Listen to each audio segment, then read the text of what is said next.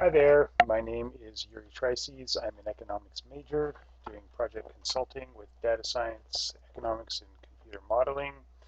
Today I'm talking about a text editor and giving a small demonstration. This will introduce you to the setup I'm using so that down the road you can look at any other tutorials I post and easily follow along. Also, if you don't currently have an editor and or you're interested in Emacs, here you can have a look at it and hopefully learn something. Uh, some of you will be advanced developers. This video is for beginners, but any advanced developers, computer scientists are welcome to follow along. Who knows, maybe something will interest you. Yeah, so why do you need a text editor? So you need a text editor if you're writing scripts in a programming language and you want to save those scripts and use the convenience the editor affords working with those scripts, the application that runs them, and the editor. Most text editors can interact with applications on your computer, which allows you to use applications, even a browser, from within your editor, and therefore you can access your familiar customized keys and useful pieces of code. So why Emacs?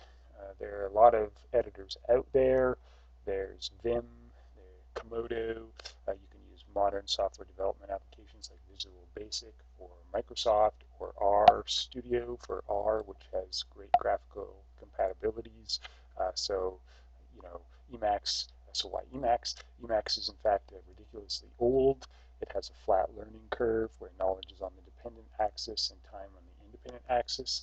So it can take a few years to get used to Emacs before Emacs starts to improve your productivity. On the other hand, Emacs is customizable, and there are a lot of online resources and customized Lisp code that you can tack onto Emacs via packages. This makes Emacs extremely cool, especially once you get through the first few years. So how to install Emacs? So here's a link where you can install Emacs. This installation, you can just click on it. It'll install like a regular piece of software. You don't have to install it from the source code. It comes with an R package, or ES, Emacs Speaks Statistics package, and some other packages that are convenient for academics. So this is in its current version of Emacs. Below that, here is the URL for the R project.org, where you can get an R installation. R is a package for data science, for working with data. For statistics, the Emacs Speaks Statistics package allows you to work with R through Emacs, so you don't have to use the graphical user interface that comes with R, and you don't have to use RStudio, although RStudio is probably recommended, but Emacs is also you know, sufficient, and it has a lot of other advantages because it's a fully functional text editor. So there's that, and then here we have a link to a useful Emacs initialization file, one of many. When you're setting up your initialization file for Emacs, you're going to want to look online for pieces of Lisp code and other initialization files and combine them to come up with the type of installation that you want to use. So here's one that I used as an input to my initialization file. There's a lot of them, as I said, and they're nifty. So you can install Emacs with this application, with this file that you can download from this link. You can also copy and paste Emacs from somebody else's installation. You don't have to install it. You can just paste it right off of the C drive into the directory that you want it to be in. In this way, you can take your Emacs installation and just copy it on a zip drive and put it onto another computer. So that should be very simple and easy. We can see inside the directory there is the .emacs file. This is the initialization file that I was talking about. So this initialization file, when Emacs loads, when a software application application loads, it typically will load a lot of functions, assign a lot of variables for various namespaces and environments so that you can do the things that you want to do with the application. Um, Emacs allows you to customize or wants you to customize some of those functions. The .emacs file is one of those functions that allows you to customize, so you can get the application to look the way you want it to look, and you can get the various functions to work the way that you want them to work when you're working in different modes. So this initialization file can be really small and it can be really large, depending on how many customizations you want to make to your Emacs application. In the case of this application, there are a lot of customizations, which would make the initialization file really large. So the initialization file has been filled with mostly references to other files, and those are in the settings folder up here. So this file here will refer to this file, and as this file is compiling, if necessary, it will compile some files in here. In other cases, when a certain function is run within Emacs, it will go here and compile that file at that time. So this cuts down the size of the initialization file. You can see there are quite a number of files in this folder there. So another file that's interesting is this file here, this ELPA file, which has the packages in it, the ones that are installed in this directory. These packages are the sort of unique ways that you can customize Emacs. You find these on the online repository. You can find another tutorial that will tell you, how to access those packages, list the packages and update them. But one thing I can show you is inside the package, there'll be some files in there in the directory.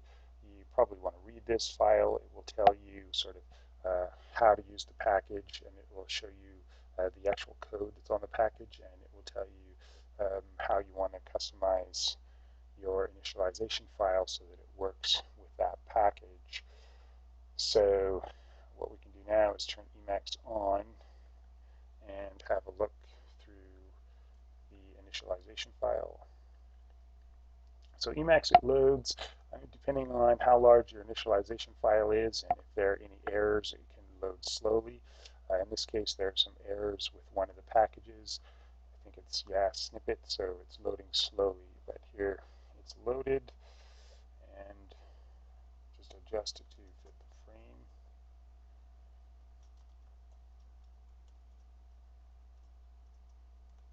So we can see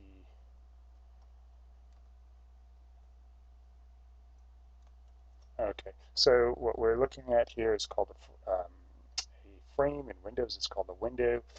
Inside of the frame is a buffer. Actually, inside of the frame is a window. Inside of the window is a buffer. We can actually have two windows in this frame that have the same buffer in them.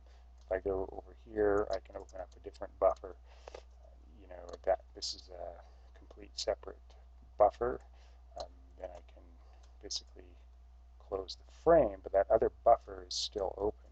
We can see when we look at buffers, there it is. So that's sort of the difference between a buffer and a window and a frame. At the bottom of this frame, we can see what's called the mini buffer. You can see down here, this is the mini buffer. And the mini buffer is the buffer that you use to interact with the other buffers. It's like a command line. And this line here has some information for you. It shows you what the name of the buffer is. Here you can see where you are, your column and row. And here you can see the major mode. This is a list of interactions. So a major mode is a set of functions and key bindings that works when you're working with a particular type of file or when you're trying to do a particular type of job. To each major mode, there are some minor modes you can attach. These are various minor modes that are attached to this major mode. So we can look at the initialization file, and we can see kind of how initialization file works. This is all written in Emacs Lisp. You can see the syntax here. These semicolons are a comment. This line of code, line 22, at the end of this code there's no semicolon. That's a part of the syntax. Emacs Lisp is basically has a lot of lists in it. Here you see add to list. This is a function. The list that we're adding to is called load path, and the object we're adding to the list is this object in quotation marks here, which is a directory to this, an address to a directory that we're adding to the load path. So in the beginning of the initialization file, you can add some dependencies to your load path, and you can let Emacs know which directories you want it to look into. So when it goes looking for a particular file, for example, this appearance file, on this line of code here, line 39, it says require appearance. Emacs will go through all of the lists, all of the paths in this load path list, and it will look for a file called appearance. So that's something we want to know. We also want to add some execution files. Specifically, if we want Emacs to work with an application, Emacs will need to know where that application is on the computer. This is something, if you're taking your initialization file and you're moving it from one computer to another computer, you might need to come back to this file to add another directory so that to the list, so that Emacs will know where to find that application. So after we set up the dependencies, we can do some stuff with the appearance. There's a separate file here for customizations. Customizations can be in the initialization file, or you can put them in a separate file, as has been done here. These customizations are typically customizations to the appearance, to the font, things like that. This appearance file is actually located in the settings file, and we can look in it here, and what it does is it tells us some stuff about how we want Emacs to appear. For example, with no start screen, start up a splash screen, this set of filing, this piece of code here tells us to put the directory that we're currently in on top of the frame. There are some other things we can do with the appearance. When Emacs loads up, we can set the default frame height and width to the height and preferred height and width. So an example of what you can do with the appearances, after you've done the dependencies, you can typically put in your initialization file some customizations for the appearance. So you'll want to have a section of your initialization file reserved for how Emacs interacts with packages, where it gets those packages. When you look online for Emacs tutorials, you'll find some stuff about setting up packages that will tell you how you can give Emacs the address to Melpa, an online repository, and you can put those in the setup package file. So Emacs knows where to get packages and where to put the packages. This line of code here runs through this list and checks to see if Emacs has all of these packages in your package directory.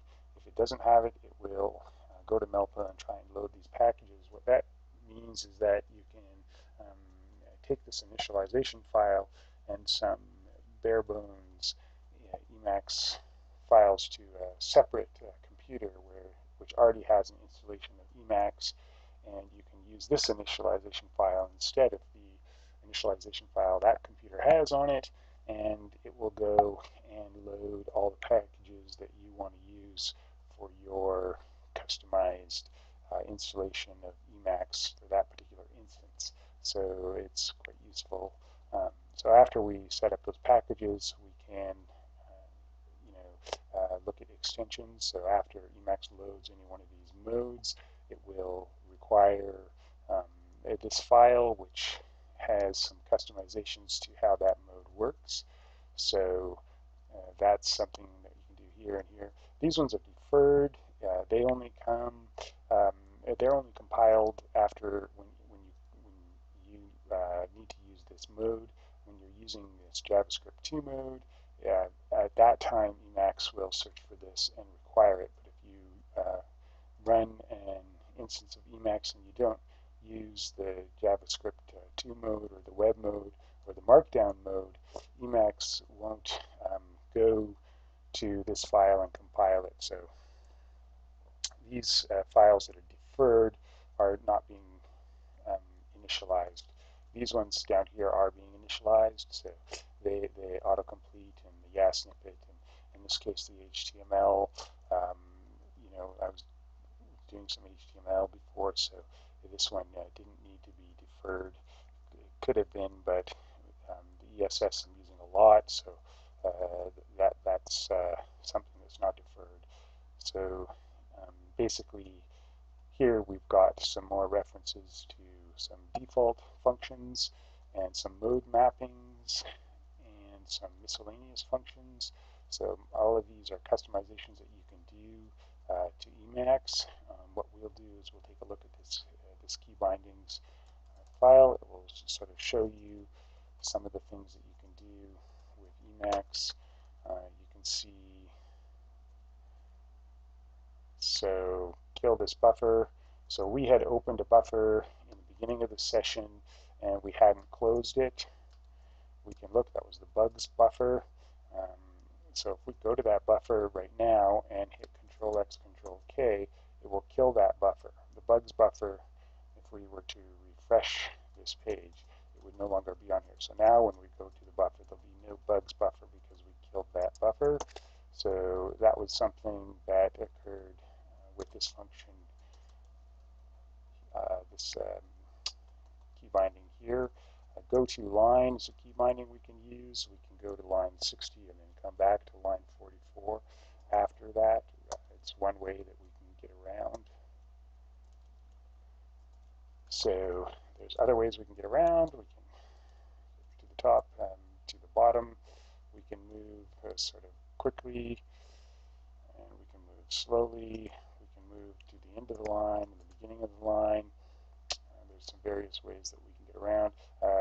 Smart Meta X is a package that you can use that will, when you use the Meta X, which is the Alt X, it opens in the mini buffer a list of recent modes, for example, or excuse me, recent functions that you might want to use. Here we have, you know, the load theme. So load theme, we can change the theme, and then we can find. So there we've changed sort of the look. That's something that's convenient to use. It's another shortcut. Yeah, so there's a lot of great shortcuts we can do. This kill to the beginning of a line is another shortcut that we can do. We can put in a line of gobbledygook, and when we're at the end of that line of gobbledygook and we want to get rid of it, we can, excuse me, get rid of it. And so that's convenient. So this gives you an idea of what it is that we're doing with Emacs. You know, you want to, first of all, if you want a text editor, you can, which is recommended for doing programming. Emacs is a great one because it's customizable and you can use it to work with a lot of different applications. And so, for example, if you're working with R, you can work with R directly through Emacs, and there's a lot that you can do with it. R has lots of packages, and Emacs has a lot of packages as well, so the combination of the two is really good. Once you get your Emacs installation, and I showed you where you can get it, you can get the Emacs installation here. There are some customizations that you can do on Emacs. You'll want to look online to find how you can do those customizations in terms of putting packages on Emacs. And once you have Emacs installed, yeah, you'll want to customize your initialization file, which is this file that we're looking at right here. It's called your .emacs file, and it is in your Emacs directory. So with that .emacs file, you can defer a lot of parts of that initialization file so that they load a little bit later, or don't load at all if they're not required. So that's a bit orthogonal. It's a more efficient way of setting up your initialization file. And then there are a lot of things that you can do with Emacs. For example, you can read the news. This function here is an example of one of so many functions that you can find in Emacs that allow you to look around. You can see that Yahoo has recently had a huge data breach. There are some comments there, that particular feed. Hitting that button, Emacs will then go and communicate with your default browser, and it will find that news file for you. So that's another example of how you can work with other applications on your computer from within your text editor, which is one of the things that makes your text editor so fantastic.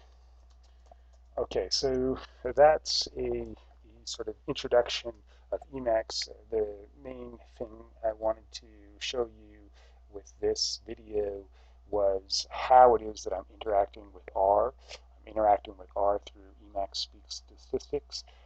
This way, if you look at any upcoming videos that have to do with data science or programming R, or sort of other various program-related topics, you'll recognize the graphical user interface that I'm using to interact with those applications. You'll know where you can get it. You'll know why the shortcuts are there, and how you can get those shortcuts yourself by using a customized initialization file. So I hope you learned something from this video, and if you did, you can't comment on this section, but you can watch any other upcoming videos. Okay, thanks for watching.